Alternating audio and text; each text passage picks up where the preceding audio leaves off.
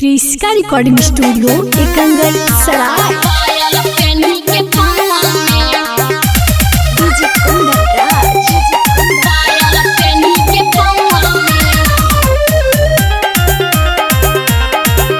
Presented by Kriska films. तोरे चलते झगड़ा रोजा हो बहु गौवा में, तोरे चलते झगड़ा रोजा हो बहु गौवा में।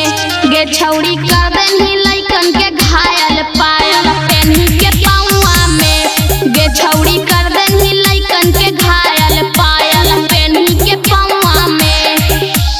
कहाँ के पड़ी उतरनी गे छौड़ी नालंदा जिला में। गे छौड़ी कहाँ के पड़ी गे ना उतारी गया जिला में। गे छौड़ी कहाँ के पड़ी गे ना उतारी नवादा जिला में।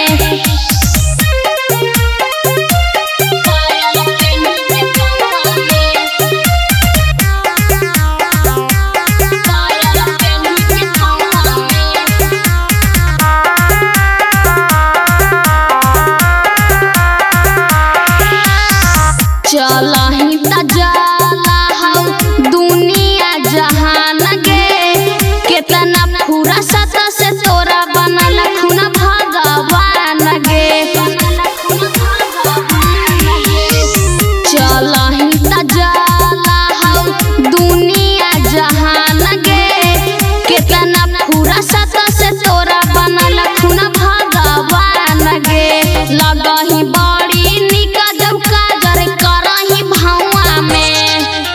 लगही बड़ी निक जब काजर करही भौवा में। गे छौड़ी कर देनी लइकन के घायल पायल पेन्ही के पौवा में।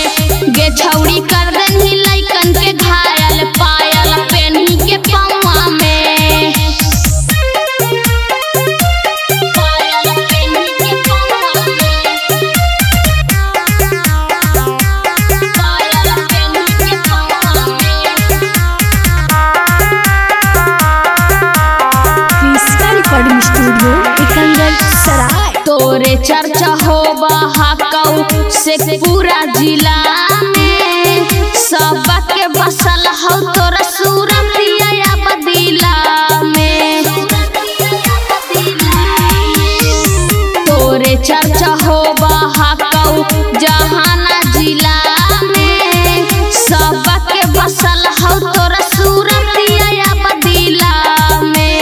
मंडे दीपकवा साथे पढ़े जहाना नौवा में। मंडे दीपकवा साथे पढ़े जहाना नौवा में। गे छौड़ी कर देनी लइकन के घायल पायल पेन्ही के पौवा में। गे छौड़ी कर देनी लइकन के घायल पायल पेन्ही के पौवा में। क्रिस्का रिकॉर्डिंग स्टूडियो एकंगल सराय।